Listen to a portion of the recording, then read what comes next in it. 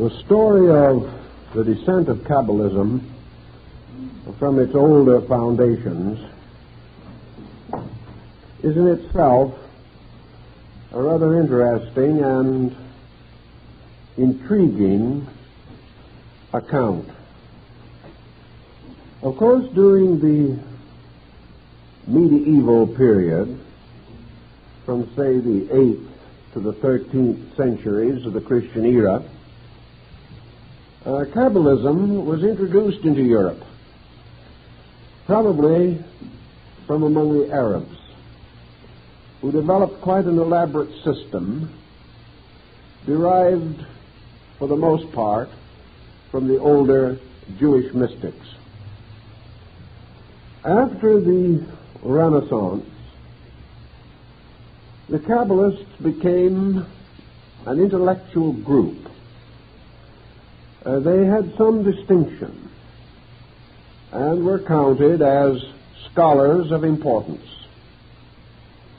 Their rising sphere of religious influence, to the degree that this began to affect the interpretation of the Torah or the law, resulted in some mild persecution and considerable ridicule. Both the persecution and the ridicule came principally from Orthodox Jewish people who felt that a heresy was arising in their midst, inasmuch as many elements of lore and metaphysics came into the Kabbalistic pattern and might be regarded as producing the same effect then as some pseudo-mystical work might produce in modern Christendom. By the 15th or 16th centuries, Kabbalism had really reached its maximum sphere of influence. By this time, it had attracted to itself quite a number of learned Christians. And these scholars became not only faithful interpreters of the Jewish writings, but began to interpret them in terms of Christian religious philosophy. There is no doubt that the principal church theologians of the Renaissance period were influenced by Kabbalism, and it was even taught in some of the Christian theological seminaries. Men of the caliber of Noah von Rosenroth devoted their lives to the study not of the Kabbalah in its transcendental or magical sense, but in its philosophical meaning, sensing that somewhere in this compound was valuable and practical knowledge. With the rise of the modern scientific method in the 17th century, Kabbalism began to decline. But before it passed into comparative obscurity, it mingled its streams with alchemy and, to a measure, the 17th century Rosicrucian mystery. The Kabbalists also gained a new kind of fame, becoming Faustian types of scholars who were supposed to have pacts with demons and to be accompanied by familiar spirits. Many legends and much lore accumulated, and somewhere along the line the infamous 6th and 7th books of Moses were invented. This invention was comparatively recent. In Germany, Kabbalistic books were publicly burned, not because of anti-Semitism, but because they dealt with subjects of demonology and witchcraft. After this situation, Kabbalism in the non-Jewish world almost completely faded from view. The remaining Kabbalists were mostly in the ghettos of European cities, especially in Germany and Poland. And most of these Kabbalists were rabbis, but they were not particularly well thought of by their own communities.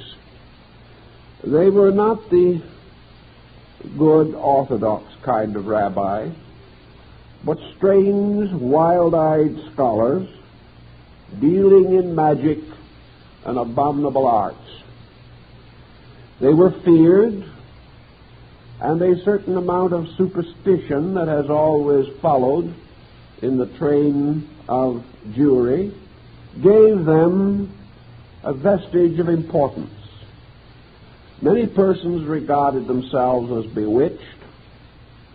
Many kinds of magic were practiced in a time when these practices were held to be valid, and when some Jewish magician found himself hopelessly involved in either a genuinely magical or a psychologically metaphysical situation from which he could not extricate himself, he would usually quietly seek out one of these ancient scholars for help and perhaps for delivery from possession by an evil spirit. This situation continued mildly and faintly up to the 19th century. By this time, the entire subject was more or less considered as extinct. Not much was heard about it. We know there were still scattered scholars, a few enthusiasts struggling to preserve what they held to be an ancient, authoritative revelation. But with the rise of modern science, the younger men, both among the Jews and the Gentiles, found little interest in these abstract theories about creation.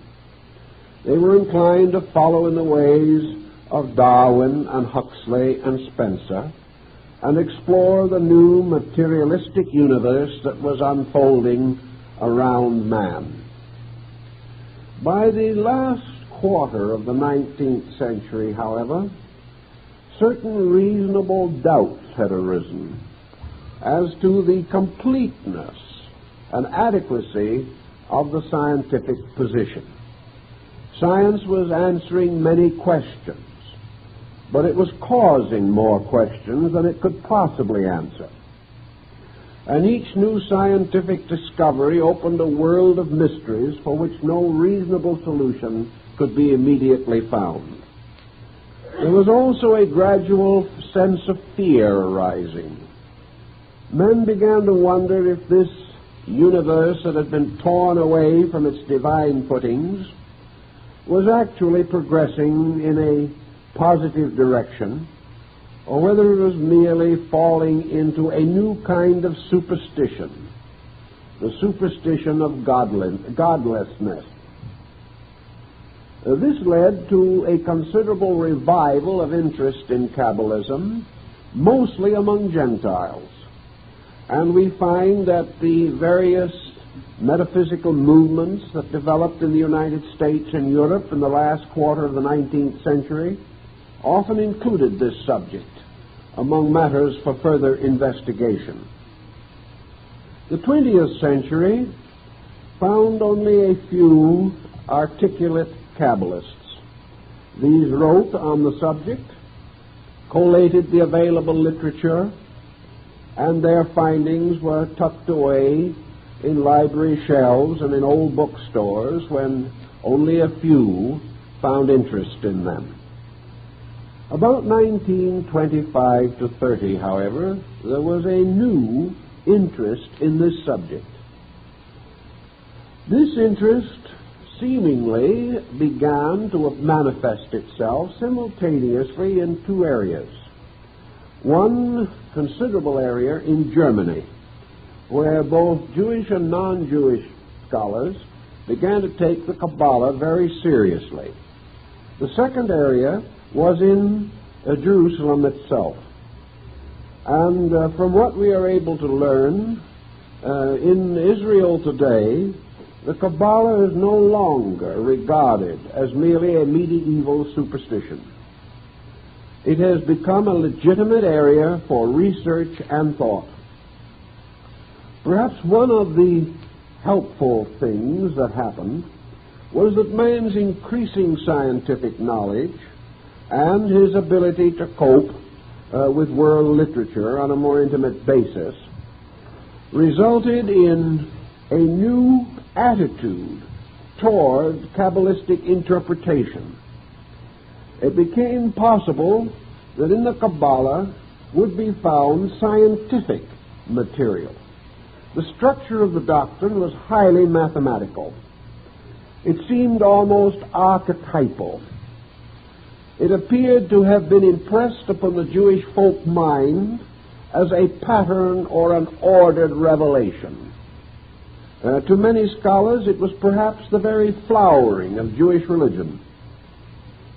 It certainly represented the motion of a religion away from a simple state of faith into an elaborate area of research, a tremendous effort to rationalize, understand, and interpret the religious doctrines of the Jewish people.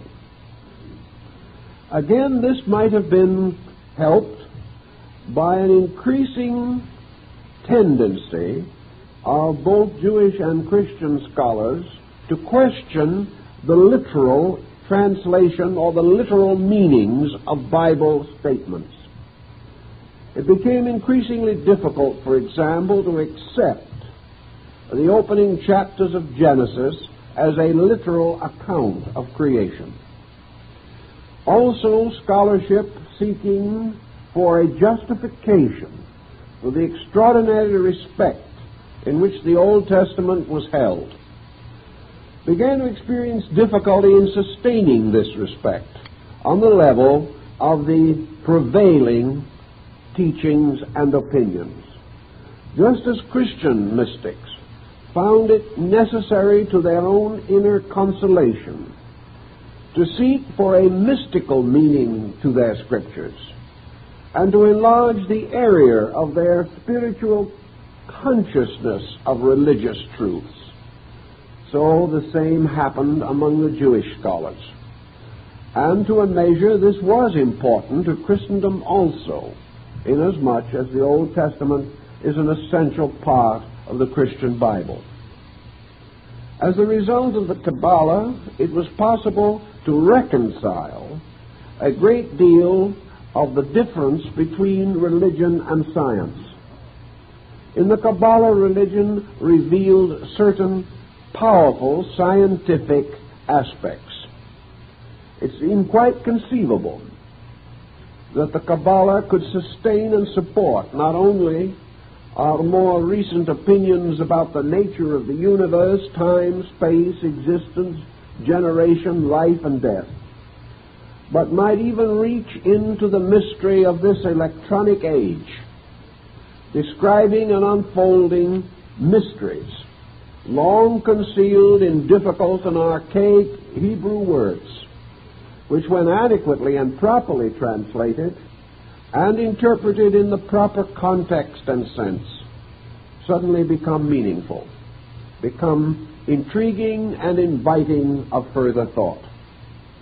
So we now find that most scientific and educational and cultural groups do not regard the Kabbalah today as an old superstition. I can well remember when even progressive thinkers would hardly consider touching this subject because of its involvement in magic and sorcery. It belonged in the very outer edge of the lunacy fringe. But now, this fringe has taken on an orthodoxy, a reasonableness, and an intelligence. And we are beginning to realize that the so-called foibles of one generation become the solid facts of the next. Thus today, to bring the subject to focal point, the study of the Kabbalah is for the most part regarded as respectable. There will still be a number of very Orthodox Jewish people who will view it with fear, who will consider it part of a divine mystery which should be left alone. But then there are also a number of Orthodox Christians who feel that any effort to question or interpret or penetrate the outer surface of the Christian Scriptures should be regarded as little less than heresy. So we have the jots and tittles followers on both sides of this situation. But the more liberal scholar, the leader in his field, the influential intellectual, is now Kabbalah conscious. And I think we will observe in the very near future an unfoldment of a trend now beginning to be evident, of a large and generous literature appearing upon this subject, perhaps a literature that will excel in quantity at least the material bearing upon the Dead Sea Scrolls. Now, why is the Kabbalah suddenly of interest? It is of interest because modern science is still faced with the same problems that are said to have contributed to the suicide of Aristotle. Namely, that all of the research that is being accomplished deals with secondary processes in nature, essential processes. The principles at the roots of things are as obscure now as they were 25 centuries ago. Science has many explanations for many things, but it has never touched the problems that are dealt with essentially by the Kabbalah. This does not mean that the Kabbalistic answers must be correct, but they invite a thoughtfulness because no better thought is available. If this be the case, it is quite certain that modern physicists will become more interested in the subject. I have mentioned before that it was reported that Einstein was much concerned with the early philosophy of the Kabbalah. It was a kind of religious science, a science dealing with divine things, and it handled certain problems which perhaps we can summarize in a few statements. First of all, the Kabbalah, together with most religious beliefs, moved upon the assumption of an eternal God, a being in all things sufficient, an essence, principle, or power enduring and sustaining itself by itself throughout all time and space. This power was innately and intrinsically all good and all-knowing. It was absolute and in its authority, and before the face of this one there was no other. Thus, existence seems to emerge from a sovereign intellect, an intellect by its own essential condition and quality, unlimited, unrestricted, and inevitable. So the Kabbalah asks a very simple, direct question that many others have asked, a question with which Plato and Aristotle both struggled, a question which has disturbed St. Thomas Aquinas just as much as it perturbed Socrates. The question is this: how can that which is of itself perfect, in no way deficient in anything, all-knowing and all-powerful, produce from itself a secondary state less than itself? In other words, how does it happen that from an eternal good, that which is not so good can come? How is it, for instance, that any part of creation can be ignorant if it exists within a nature eternally all-wise? If our own constitution is composed of a substance, itself in turn composed of consciousness and intellect, how does it happen that we are able to enjoy so much unconsciousness and so little intellect?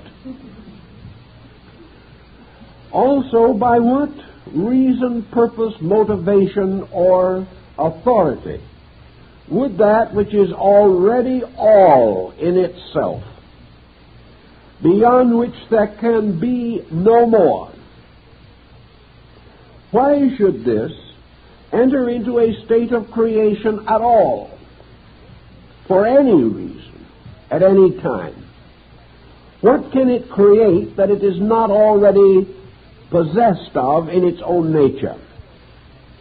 In what way can creation be more than a diminishing of the power of that which is without limit and without adversary, without obstacle, without obstruction? The second question that probably the Kabbalists have been most concerned with is the creation of man, the evolution of species and types of life.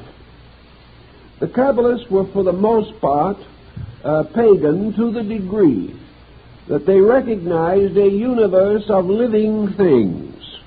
The law of evolution perhaps was not so defined by them, but it was certainly inherent in their doctrine and tradition.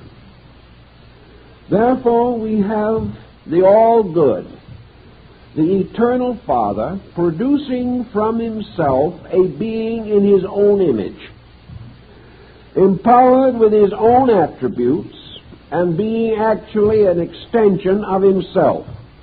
The first thing that this image does is to become tempted and fall. Now, what is the weakness in this image?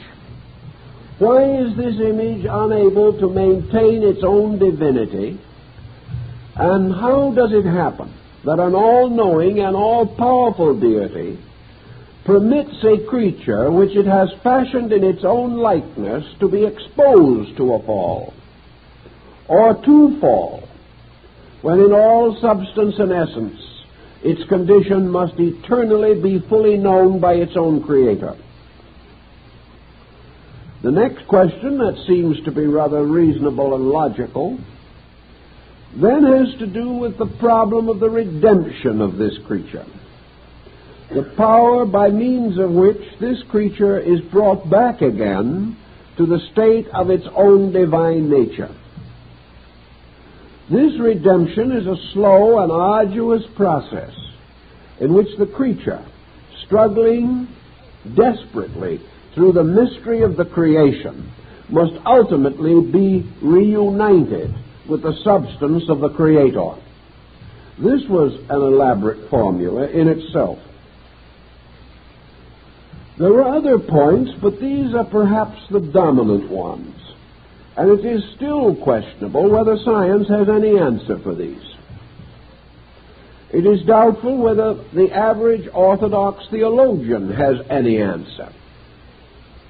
It is very questionable if the various religions of the world today can come together and agree upon even a mutually acceptable hypothesis. This then seems to justify the Kabbalists in their desperate effort to relieve their own minds and hearts of these reasonable doubts concerning the mystery of the divine nature. The problem then of the eternity of deity can only be approached in one or two ways. First, is deity actually ultimate, final, eternal, inevitable, and all-powerful? It would seem that one or more of these qualities must be compromised in order that creation can take place. there must be some deficiency in deity, or this deficiency could not result in a deficiency in the creation. If there was an imperfection in deity, then the creature fashioned in its image might also be imperfect. If there is an imperfection in deity, the process of creation itself might be imperfect, or subject to certain accidents or circumstances which were beyond the control and government of the divine power. Obviously, this solution invites only a doubt about deity and begins to reduce or limit the power of deity. Some groups, even among the Kabbalists themselves, tried to wave this question aside with a simple concept that the nature of deity is unknowable.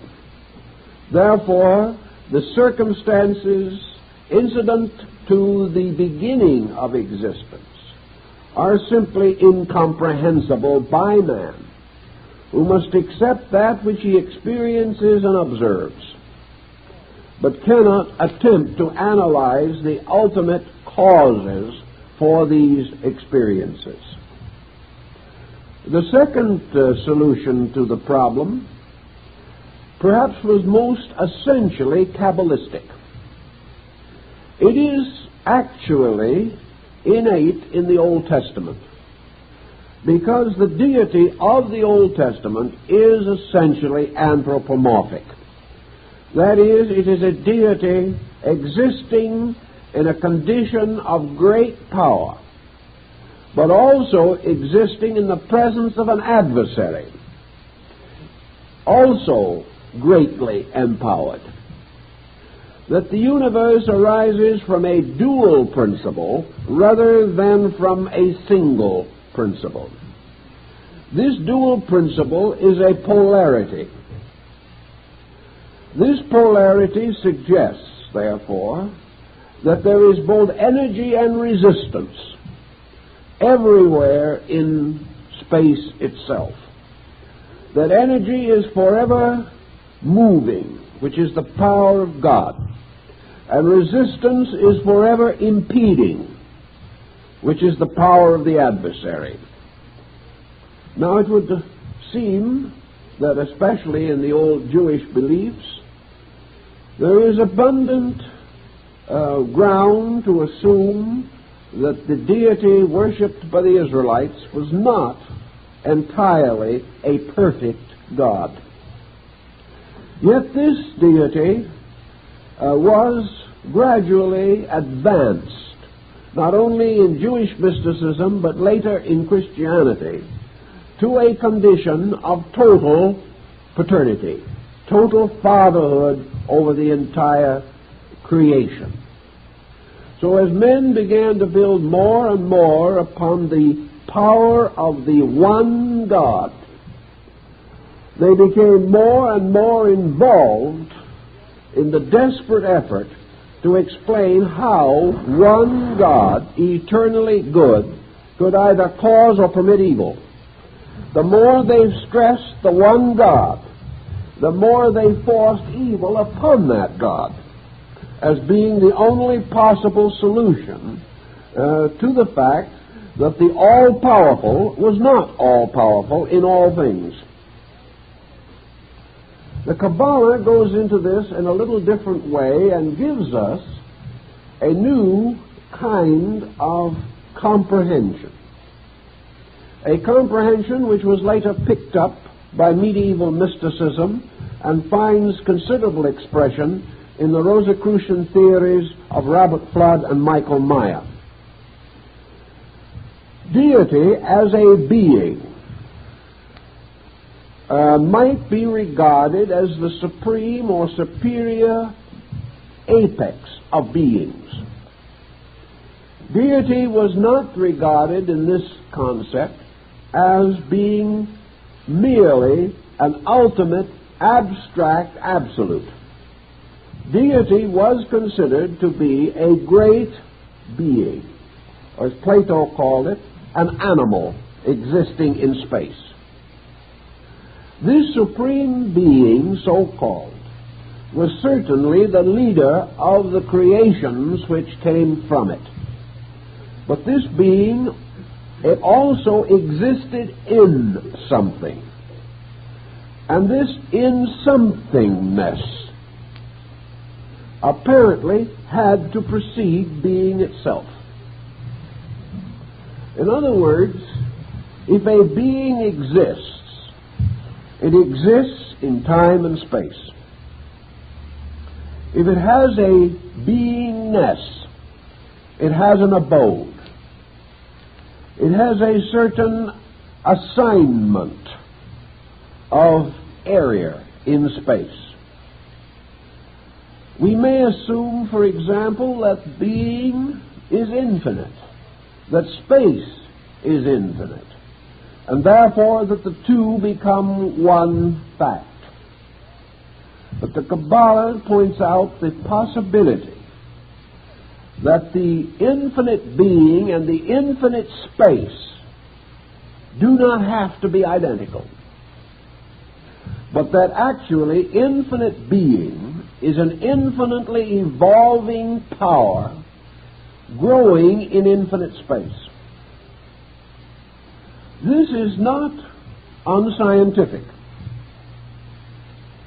but it gives to the problem this situation that as man, born in this world, abides in a certain place, living in a community, city, and united with others to form the inhabitants of a region. So as we look forth upon the heavens, with the infinitude of stars, with the vast pulsing mass of the Milky Way, with the galaxies extending beyond even the most powerful modern telescope, we may well be looking upon a populated firmament, an area which is peopled with gods, each of which, in its own turn, is the inhabitant of space. Within the nature of this God arises its own creation, even as within the nature of man is sustained a vast order of life. To us, the small lives within the corporeal constitution seem little better than the minutest of microbes. But in the various dimensions of space, we do not know. Perhaps the very cells and atoms and electrons of our own bodies have their Platos and their Socrates. We don't know. It is beyond us. We cannot even estimate. That which we cannot estimate because it is smaller, we look down upon. That which we cannot estimate because it is greater, we look up to. But we are not sure of the meaning of either look or the direction in which we turn. We are not sure that bigness is the secret or mystery of authority, or that smallness is the true indication of humility. These factors may be completely arbitrary, created by our own minds, and having no meaning or existence outside of the intellectual processes of the Homo sapiens. This, then, caused the Kabbalists to contemplate a very interesting thought. If deity and all the great heavenly beings whose wings filled with eyes are the very stars of space, this magnificent creation, this Merkaba of righteousness, this chariot of mystery, this creation all exists within something. Now we can proceed by Aristotle's process of regressive evasion to come to the simple conclusion that the only answer is that our God lives in a greater God, this in a greater God, and so on until our inquiry is exhausted, but nothing is answered. The Kabbalists did not feel, however, that this was exactly true. From my researches in the subject, I believe that they felt that there was another kind of existence apart from being. Now, this might get us into trouble with Parmenides and a good many other classical thinkers. And so all we can do is blame the early rabbis working by their oil lamps. Is there something that has an existence apart from being? The possible use of two terms might explain this or give us working language. This may have little to do with the dictionary, but it may be useful for us in the next 3 or 4 evenings. And that is to define or divide or differentiate being and existence. Now, we can do this in a rather simple manner. Being certainly suggests a creature, a being of some kind. Being suggests an objectivity of life, a state of coordinated or integrated activity. Being suggests the opposite of not being. But not being itself does not necessarily suggest vacuum. Not being suggests a state in which a not beingness may have its own natural condition. This we will term existence. For existence does not necessarily suggest God, but being can, especially if it is capitalized. So the Kabbalah seems to tell us that in the beginningness of all beginnings, being rested in existence. This existence came into manifestation as being. But this existence is not merely another kind of God that must keep on retiring into some higher order of hierarchy until it goes beyond reason or intelligence.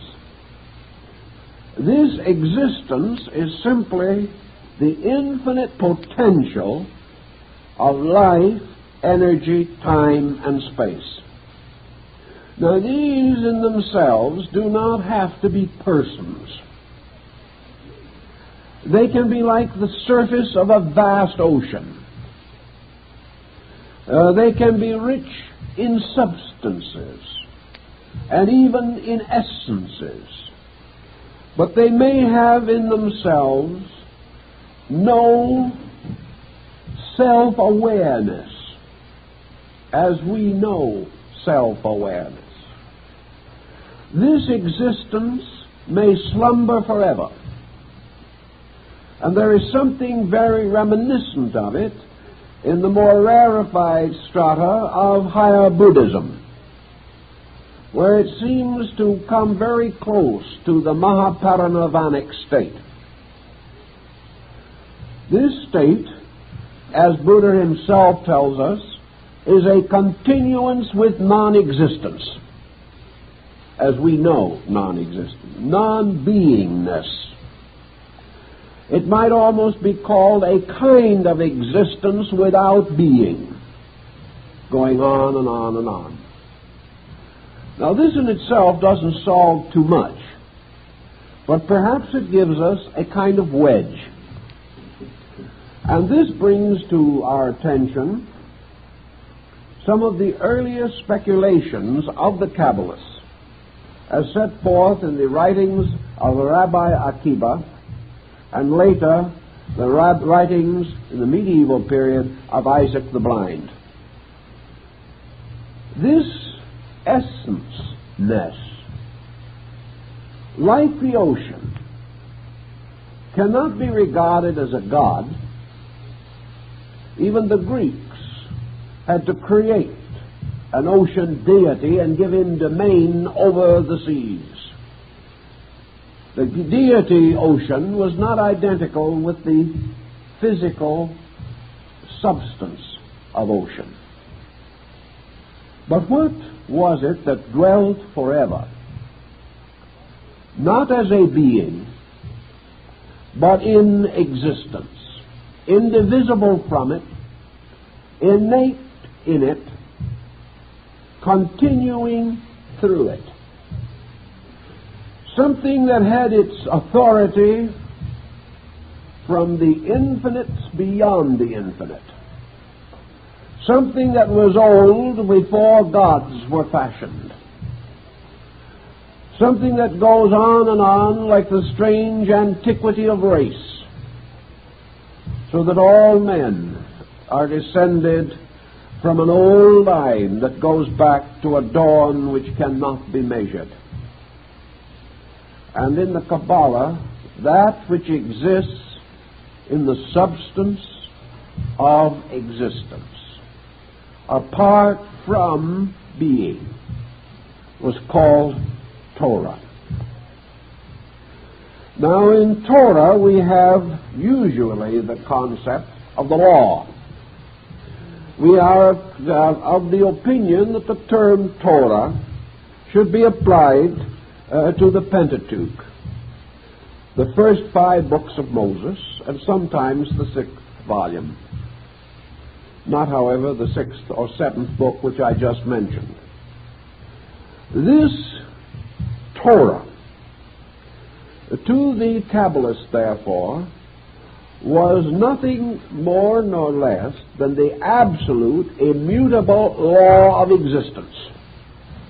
A law which both gods and men must obey. A law from which even the creating power could never escape.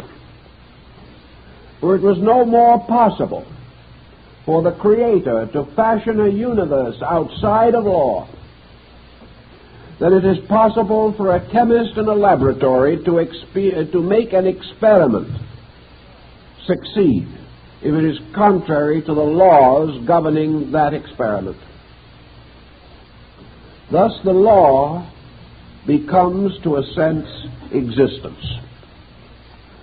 The law is not a person, nor an intelligence as we know it, but the intrinsic, inevitable pattern in energy.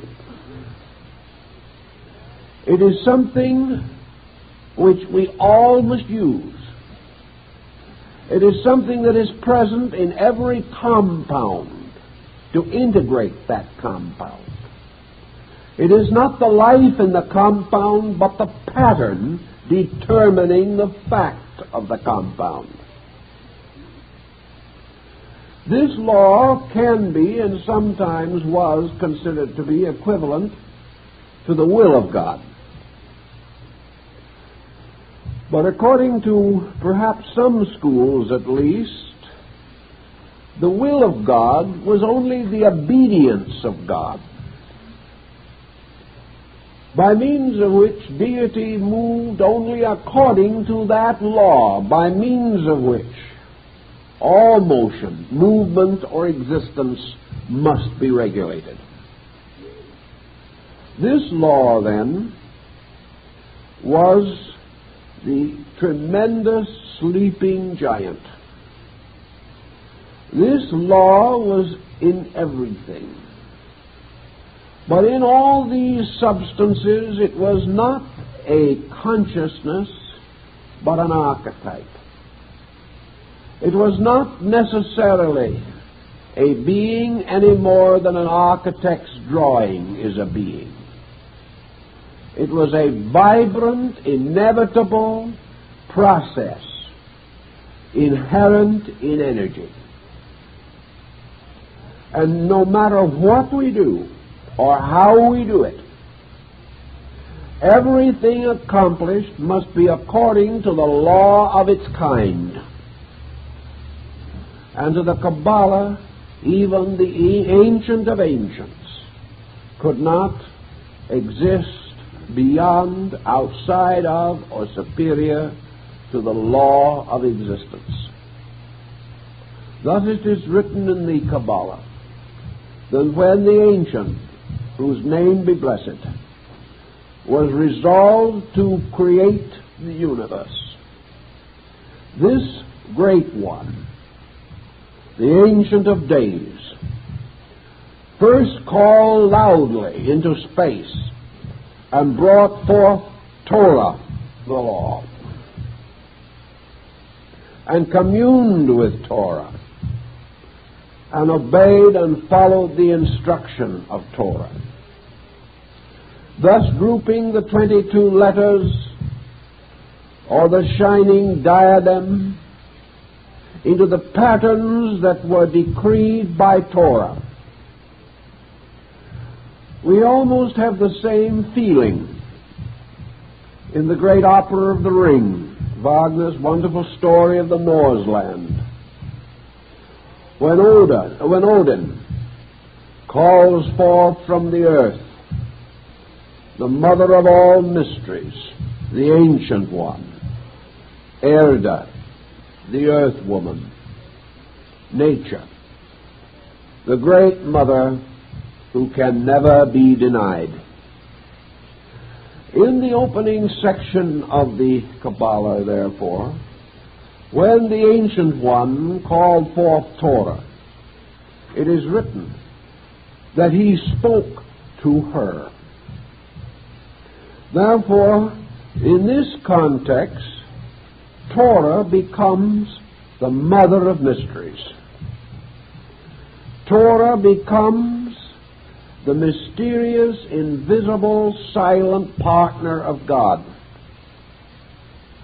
And it is Torah that reveals to deity the maximum of its powers and prepares or ordains for it the processes and procedures which it shall follow. It is as though a man shall say, I shall build a house. The first natural thought is that this house must have a plan. The power to create this plan involves a knowledge of stress, a knowledge of construction and pattern, a knowledge of materials to be used. And if this knowledge is not adequate, the house will not be perfect. Therefore, the Great One calls forth the architect spirit to decree the way in which the house shall be erected. And in the Kabbalah, deity calls forth Torah as the one who has always existed, the one who can be brought out of darkness by will and energy, but also the Torah as the great mother of mysteries is the one who must be obeyed. The very concept then gives us a rather interesting point. Now this point has perhaps some merit to us in our modern thinking. Science, perhaps, in its desperate search after a godless universe, has pursued the phantom of Torah and has failed to recognize that this existence remains only itself until consciousness moves upon the face of the deep and calls forth the world. Thus, the anthropomorphism of the Kabbalah is not good and evil, but God and law. We have assumed a certain despotism. Kings make laws and break them at their pleasure. We have invested celestial royalty with these attributes. But at the same time, we are inclined to believe ourselves that although the laws of men are corruptible, the laws of heaven may not be corrupted. Perhaps we will then not find it too difficult to conceive the possibility that the primordial substance or essence from which is fashioned both the body of God and the body of men has its own rules by which this fashioning must take place, and that these rules are not imposed by an outside will, but are Zen-like. They are the effortless efforts of space. They are that in which there is no need for consciousness. For consciousness is not necessary for the continual motion of the law in its own nature. Consciousness is only necessary for an exceptional motion of law, or the adaptation of law to a particular purpose. The river flows from the mountains to the sea, like the Yangtze, mother of waters. The motion of this river to the Chinese was an eternal fact, and was much like law itself. But the Chinese, recognizing by degrees the power of law, began to make use of the current of the Yangtze. They put little wheels in the water to be turned by the current, and with these wheels they gained a certain power to turn other wheels and stones and grind grain. Later also they sought to irrigate their fields by turning the waters of the river. They created dams and channels. Now, as soon as they began this activity, consciousness took over the use of the waters. But this consciousness was not all-knowing. And as a result of that, many of the efforts to use the waters led to tragedy for man. And this water, which also supplied him with his water of life, was the same in which he could drown.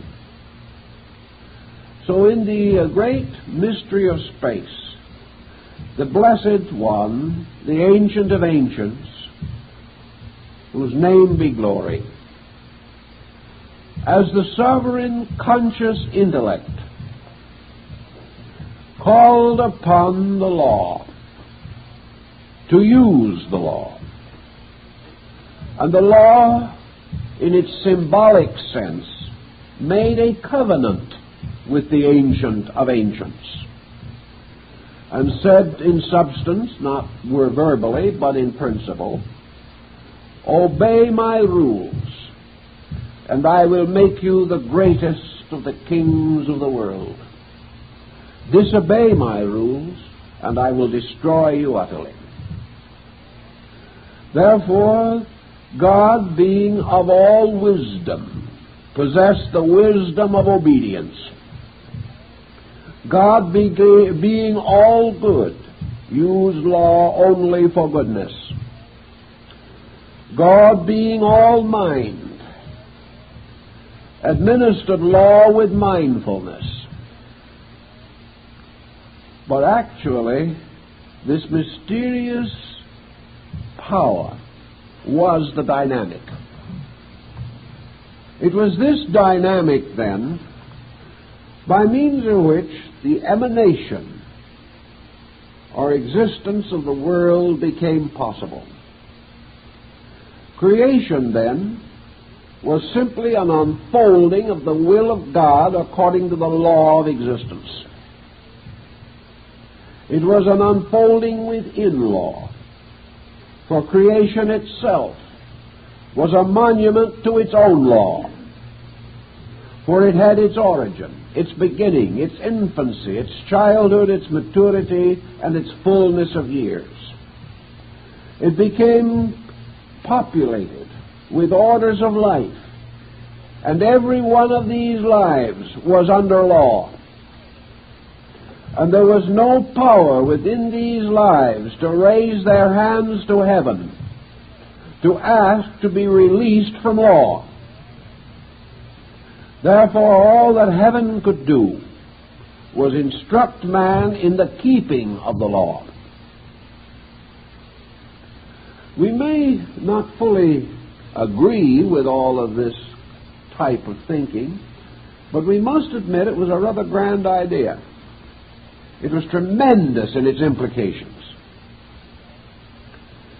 The law itself, by its own nature, created the concept of good and evil. Law was not good because it was not a being. God, by cooperation with the law, might be termed good, because good is that which wishes, desires, or impels the fulfillment of truth. But the law itself was neither good nor ill. It was simply of its own kind, its own nature, and its own eternity. While eternity rested, law was not obvious. And Böhme, the German mystic, brings this out very clearly. There is no manifestation of law until the processes of creation begin. Then these processes flow according to law and are molded by law into the everlasting likeness of itself. Now, law also, because it is not a being, because it is not of ambition or of thoughtfulness or of any particular plan or purpose for its creation, for the thing that it does, law simply operates while creation exists. And if and when creation ceases, law retires into its own unmanifested root. For without creation there can be no manifestation of law. Therefore, if a creating power determines the end of its own creation, then the laws governing that creation simply subside again into existence. The creation cannot exist without law, but the law cannot be knowable without creation. And law in an uncreating state is simply silence. The eternal expanse of unconditioned potential. In the Kabbalah, this concept of space law was held to be feminine. And perhaps in this sense of the word, the average ardent feminist of today will not object to the usage as being detrimental. This is no disparagement. Actually, it seems to tell us that even God must obey. That this eternal mother principle is therefore supreme in space. Now, why would we assign this concept to a maternal polarization? Obviously because the existence of existence itself sets forth the area in which a creational process can occur, and the operation of will upon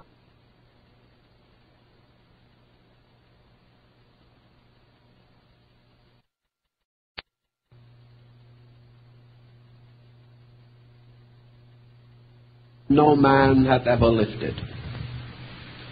So the veil of space hides within itself one half of the Torah. One part of the law is always revealed and the other part is concealed. And even the Ancient of Ancients was not permitted to see the hidden half of the law. Again, like Odin in the Nordic mysteries, who was not able to read in the works of the Norns and the Fates the mystery of his own destiny. Torah rising became, so to say, the bride of consciousness. They were united in a strange, mystical, magical betrothal.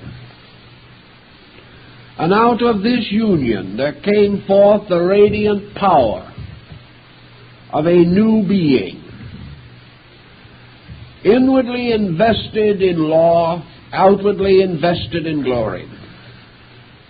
And this new being now stood triumphant as the great archetypal androgyne, the Father-Mother, the Ishvara of the Hindus, the one who was able, therefore, to create totally from itself, because it had already united within itself the two great polarized attributes of space, being and existence. Torah also plays another interesting part in the story of the Kabbalah. Torah, in substance and essence, is forever concealed. But by the very act of divine creation, Torah is caused to become revealed. Therefore, that law which in its substance is hidden is in its manifestation revealed through all creational procedure. Thus one may behold the veiled form of Torah in the mountains and in the oceans and by the shores of the sea. Torah is shown to us in the turning of the wheels of industry, in the building of our great institutions, in the laws of policy and statescraft. All of these are but the gradual revelation of Torah. For that which is revealed by the process of creation is the immense pattern of framework laws upon which creation hangs, and without which the conscious being is unable to fulfill its own purposes. We have the same again in the mystery of the microcosm. Man, coming into birth, according to the Kabbalah, came into manifestation as the result of the uniting of consciousness and existence in the form of the energy fields of its parents. And where these fields met, a strange vacuum, which was actually a blending in perfect equilibrium of these two principles, formed the door through which the soul entered into generation. But once it was born or conceived, this soul begins to manifest the law. And the law of existence begins to take shape in the embryo. The law of existence begins to fashion the bones and the sinews.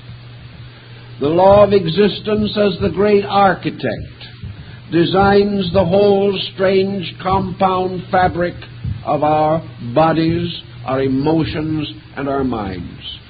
And finally, when man stands forth, his consciousness is still hidden, but the law that fashioned him is revealed. It is himself. Yet this law is not a being. Man does not say to his bones, obey me. Man does not say, I will have them differently. Man says, these are my bones. This is my flesh. Therefore, these are my attributes, and with these I will labor. So man accepts the pattern devised by law, brought forth by law, guarded by law.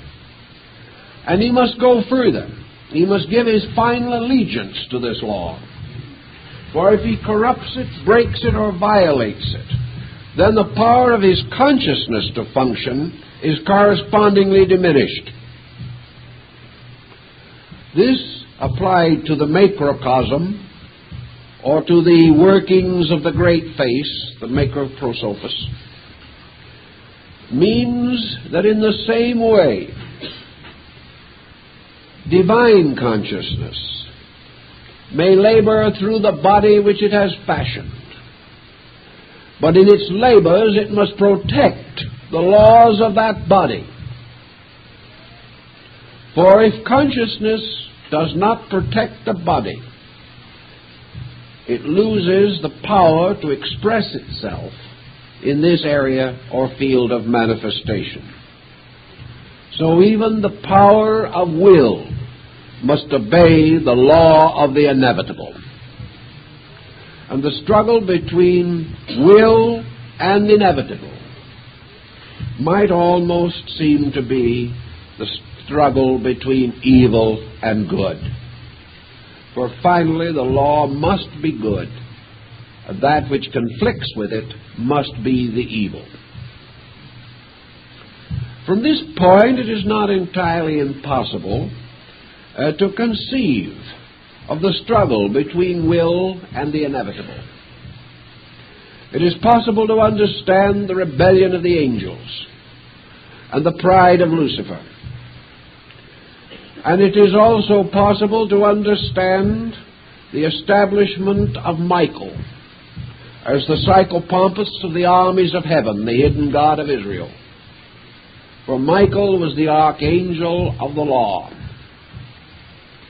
a form of the great power that was gradually and inevitably to be revealed in the nature and substance of Metatron, the angel of the face. In this same mystery, then, Torah, or the Great Mother, finally becomes revealed in that all parts of things which are of themselves organic or functional or arise from compounds which in nature are dissolvable and must be sustained by will and law. This mysterious existence becomes even more than the rainbow of Noah, a symbol of a covenant. For the fact that we are, the fact that we exist as we know ourselves, proves that we have a covenant with law. And it is also the same type of proof which, by reverse, outlaws the lawless and causes them to vanish from the face of the Lord. When, however, the law is carried forth in glory, not a glory luminous because it is constantly emanating visible splendor, but glorious in the sense that it is not necessary, as Lord Bacon says, for God to convince man by extraordinary means, inasmuch as the most ordinary means are themselves sufficiently magnificent. This concept, therefore, is that the glory of the Lord, or the glory of the law, is made manifest in all things. It is present everywhere. It is present in the growth of the tree and the rising of the sun. No exceptional glory is necessary that the law may be revealed. But the revelation of the law was given its own symbolic form. And when Torah, the mother of mysteries, had become invested in the eternal and inevitable forms of things, in the infinite diffusion of the evidences of law, everywhere operating, everywhere uniting in a wonderful symphony of coordinated purposes, when this glory strikes upon the consciousness of the mystic, when he is suddenly filled with the wondrousness of it, it is then said that the glory becomes Shekinah, and that the mother of mysteries is known before the face of the world as the mother of splendors.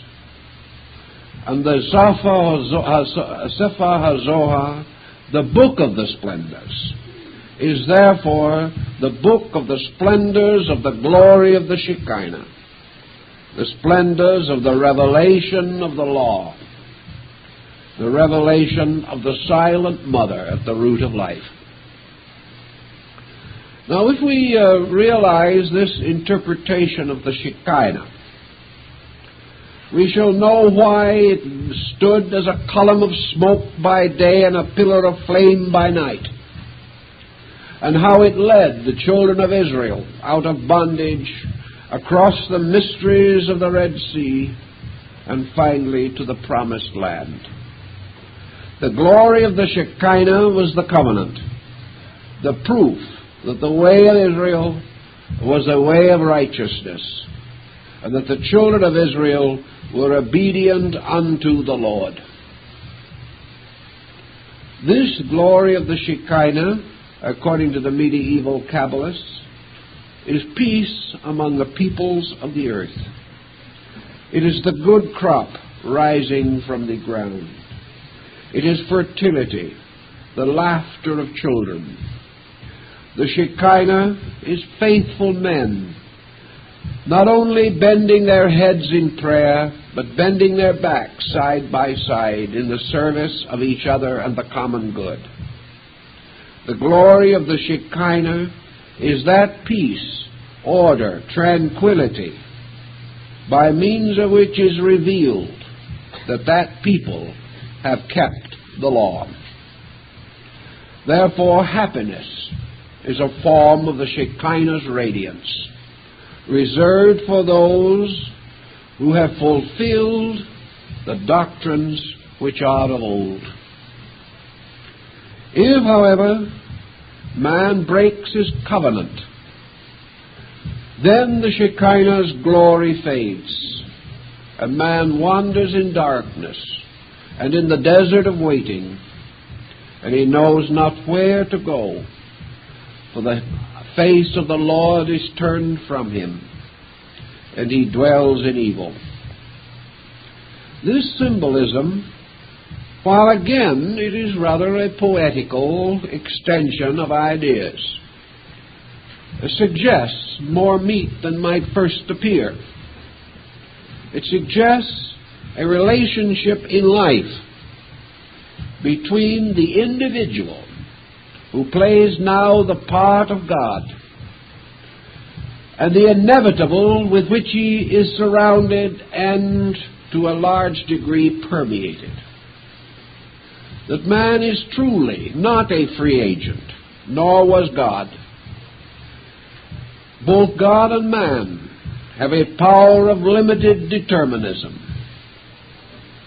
and this power gives to each the right to use the law, to use this infinite supply, which corresponds very strongly in the early symbolism of the building of the everlasting house, as a strange and wonderful reminder that Solomon, the Lord of Israel, played the part of the great Jehovahstic God, and the mysterious friend, Hiram, king of Tyre, who joined him in this undertaking, symbolizes the mystery of the concealed pattern, the Torah, whereas the architect of the temple was the revealed law, moving into objective manifestation and building the house according to the law. So the great one of antiquity, the ancient face, built the house of existence in existence, built the house of his own being according to the law. And because it was built according to the law, it was acceptable before the law, and the living God dwelt therein. This concept, therefore, points out several important situations of which I think Buddhism adds a certain clarifying note. Actually, if law is in the ultimate, superior, and in its own nature, totally suspended, then in the Kabbalah we can understand why even the Great One, the Holy of Holy Ones, could demand nothing of the law, but could only entreat it, could come to it only requesting a favor. And the law, rising before the face of the Ancient One, did not reveal her face even to God, but spoke from the strange veils that concealed her nature, and her voice was as an oracle. And she said unto the Ancient of Ancients, "It is not meet nor seemly that a great king should be without a kingdom." This was the statement of the law. And by the power of the law, therefore, the Holy One was empowered to bring forth his world, to set forth his generations, much as in the story of the Greek creation myths of Hesiod and the Orphic theology. Therefore, with the sanction of the law, the Great One brought forth his kingdom.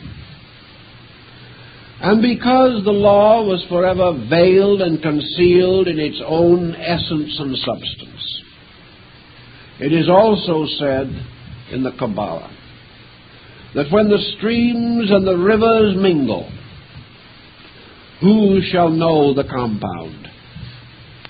That in this great process of creation itself, the operations of law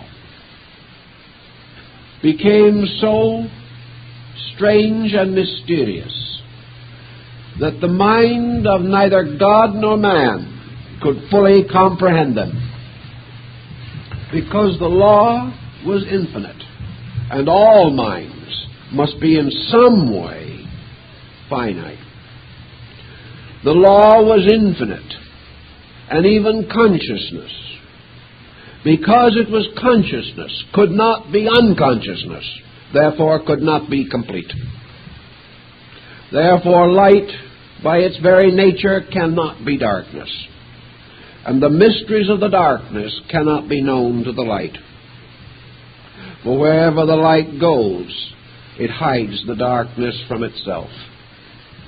Now, this is a very interesting point, for it tells us, therefore, or causes us to come to the comprehension that in the processes of creation, the mystery of the interaction of consciousness and existence, universal will and law, resulted in a series of intermediate conditions, conditions in which one condition imposed itself upon another. The attributes of one law impinged upon the manifestations of other laws, and there arose a vast net of lawfulness. This net was not evil, but it was the strange interweaving of infinite law in its infinite manifestation. And this strange and wonderful interweaving brought with it a strange complexity in which life itself could not quickly untangle the threads of this snarl of cosmic process, so that even man today, where the analogy is always brought back to man in the Kabbalah, that man himself, though of the greatest righteousness and of most saintly nature, even Moses himself, could not in all things keep the law. Therefore, being unable to fully comprehend that which was in excess of its own comprehension, man inherited the mystery of death. For death is merely the ultimate incapacity of the conscious being to achieve an absolute harmony with the eternal pattern. Thus all things, by falling short of the law, fall short of their own survival or of their own continuing existence. And through their falling short of their own perfection, they are therefore subject to the infirmities of imperfection. And this is no reflection upon either God nor man, but the simple insistence of the Kabbalist that both gods and men are laboring with an infinite that is ultimately unknowable. But that this infinite, instead of being a person hiding knowledge, or a being suppressing its own good, is a vast network of available energies, by means of which, creating powers on all levels, whether a God creating a universe, or a musician writing a song, all these things come out of this infinite reservoir of potential. But there is no being that knows the end and substance of this reservoir. Therefore, there is no being that can absolutely and certainly and infallibly determine the ultimate purpose of law. This is concealed within its own inevitable nature, and its veil no man can raise. The path of virtue in the Kabbalistic way of thinking is therefore the path of gradually increasing intelligent cooperation with law.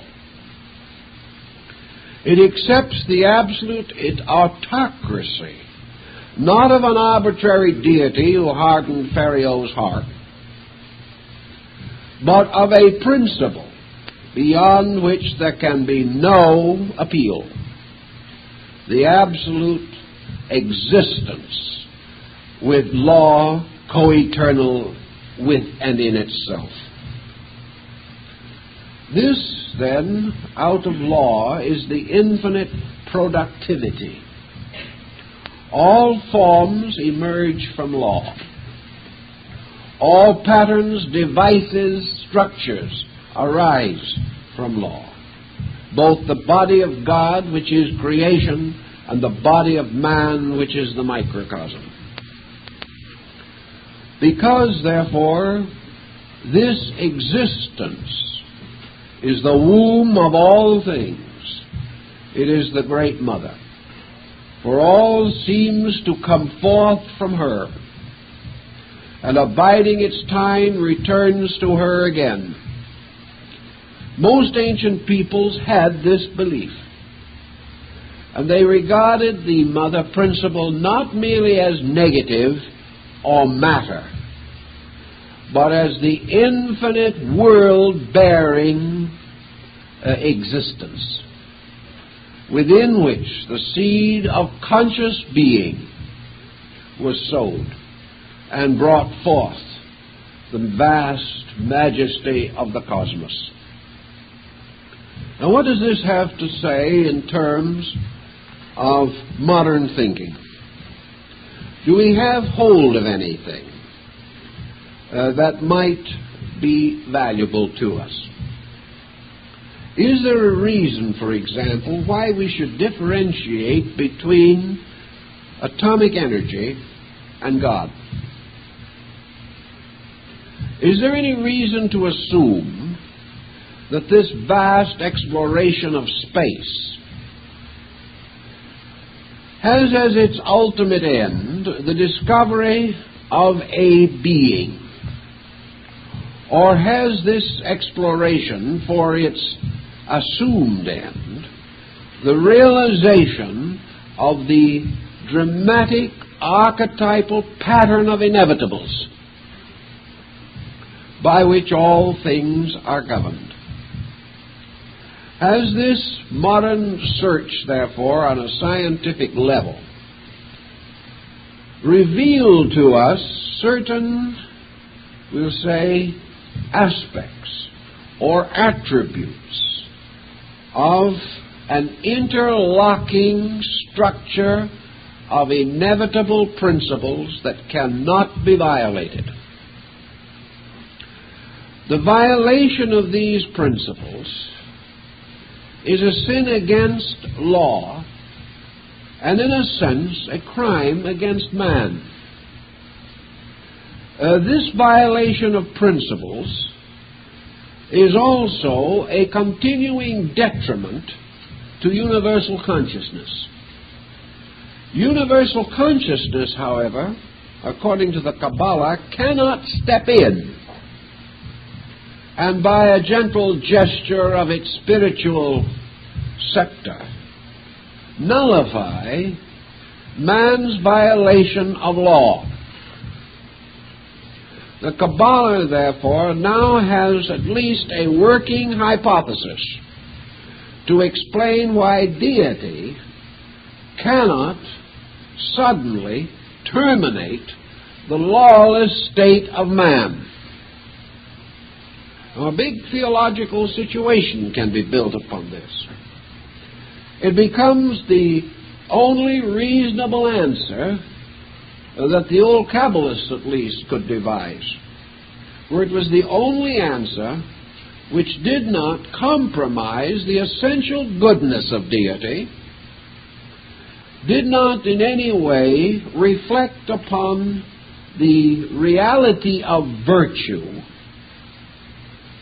and at the same time did not cater to any form of the delinquencies of created things. This concept sort of left everything honest. It did, however, achieve this end by assuming that there was a pattern co-eternal with God and not identical with God.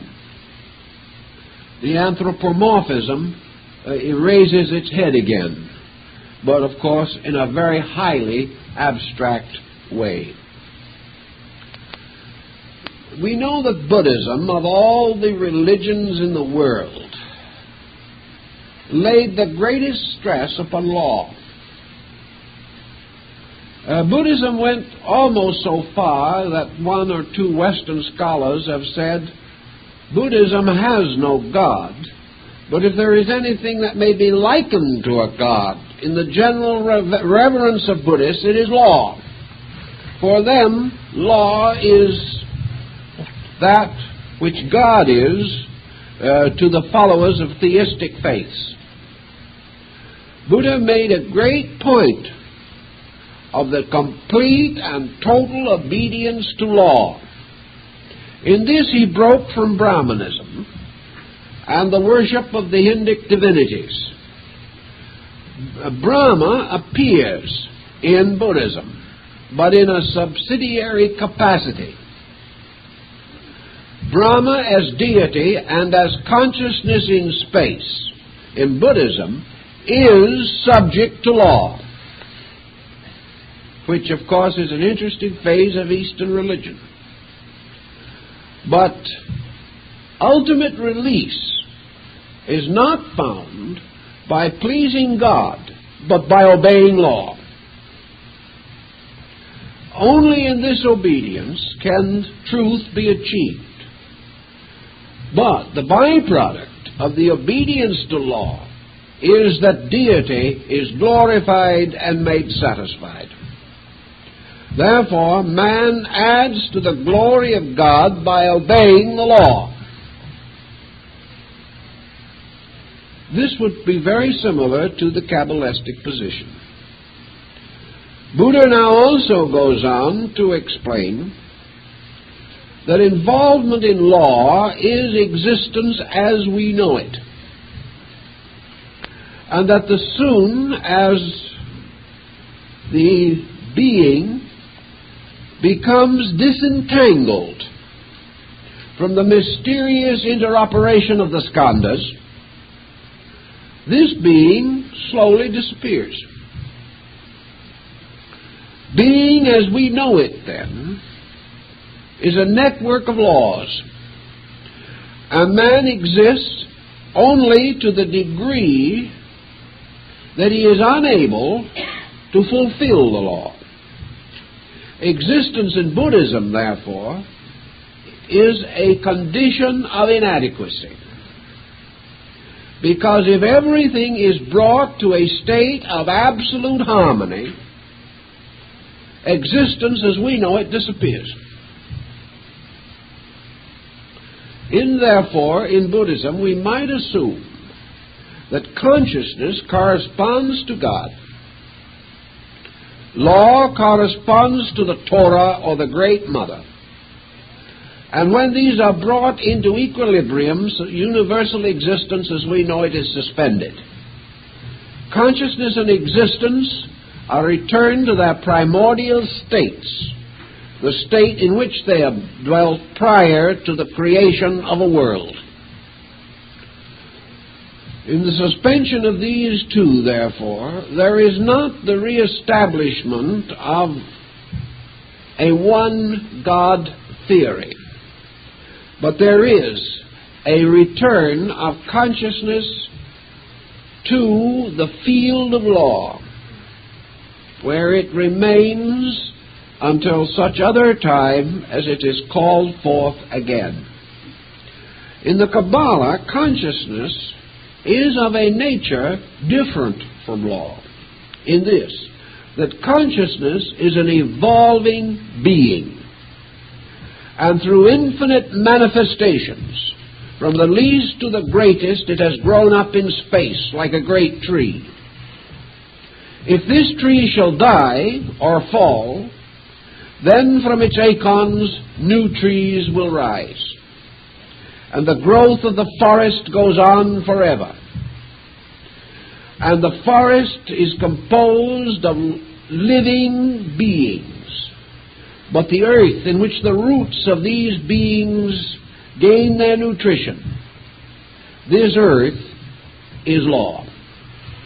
The dark mother, the invisible provider, the sustainer, that becomes benevolent when benevolently entreated, but when certain conditions arise, ceases its benevolence. When law ceases its support, the thing perishes. But law does not perish. Life as living beings, however, as populations of space, must go on. Their bodies, governed by law, return to the law from whence they came, disintegrated by the conflict between consciousness and law. But the consciousness itself goes on its way of enfoldment within law. And this consciousness, by an infinite process of evolution, becomes an eternal being, continuing in an eternal state. The being is alive. The state is life. And this difference might offer a number of escapes from some of the scientific dilemmas of our day. For we now do recognize what the Buddhist also held to be true, namely that consciousness itself has a kind of nature which is a product of relationships and of values, but that a root consciousness, unknowable to the objective sense, also has a kind of seed existence beyond our knowing. Beings return to being. Things return to existence.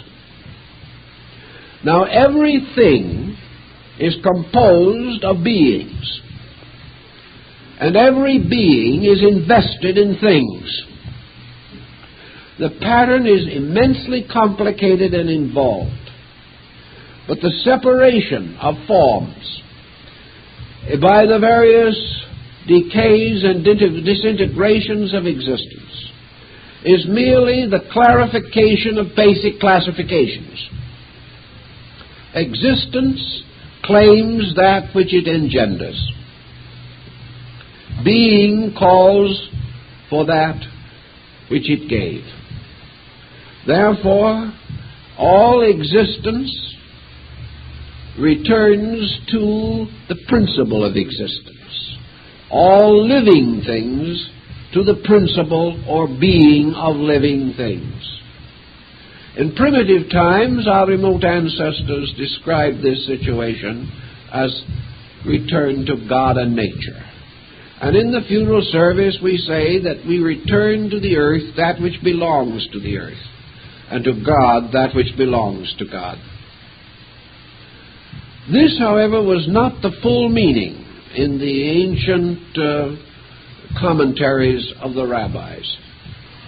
For to return something to the earth was to return it to the support, to the substance, to the great matrix, to the firmest and most enduring of all things.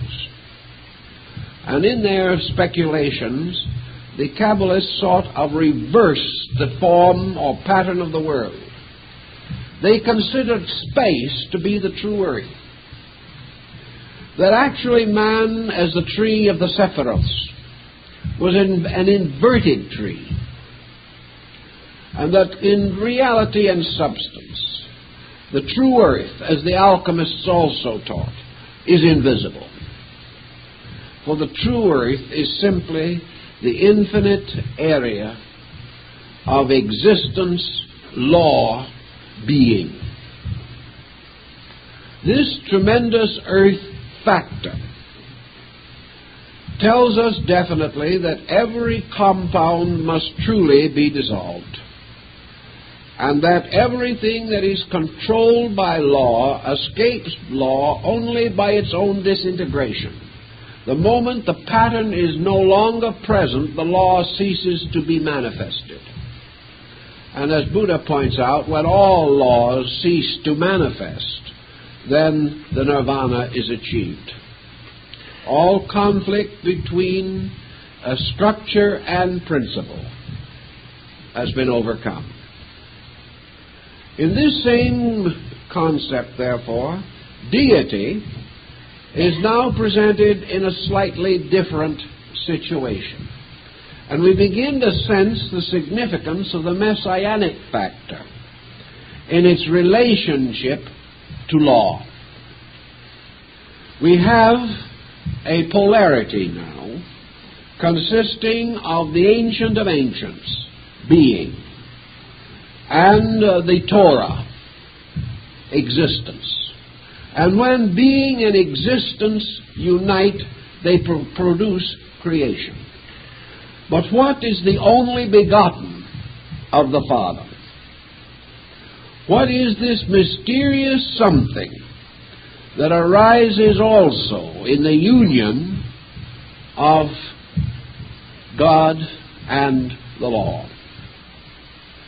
In all the Greek and other classical schools of philosophy, there was this mysterious being corresponding in the Sephirothic system of the Kabbalists with the point of Death, where the vertical and horizontal bars of the tree cross.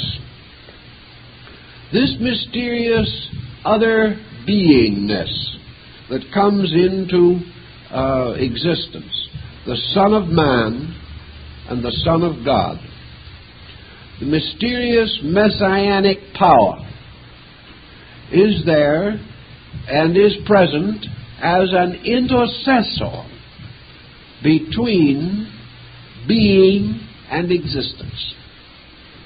An intercessor between the inevitable of the divine will and the inevitable of the immutable law, and the inevitable that these two shall conflict. This principle is not compromise. It is a principle of mediation. It is the Gnostic aeon of the Sota, which stands glorified between the Ancient One and the splendid form of the Virgin Sophia. Again, the Mother of Mysteries. In this struggle, then, between man, let's say again now, as his will to create, and man as laws operating through every bone, sinew, and nerve of his body, which cannot be violated. There has to be some kind of a middle ground here. The ancients regarded this as the soul, the firstborn of heaven and earth. And the psychic factor has still remained essentially a mystery. And in the Kabbalah, the mystery of the soul was given a great deal of a very patient consideration. But being naturalists by their general thinking, and rather practical people in spite of their broad abstractions, the Kabbalists took a simple example from their own way of life. Here is an individual, a consciousness we call man. Here is, we will say, resistance. Force, power, will, energy, meeting resistance. The resistance of circumstance, or on the higher level, the resistance of violated law. For when man violated the law, Torah rose in anger to the face of the Great One and demanded that the lawbreaker receive appropriate punishment. Just, of course, as Juno was forever plaguing old Jupiter, and no one was quite able to make out the meaning of the legends. Between, therefore, a consciousness and the immutability of law, a pattern was set up.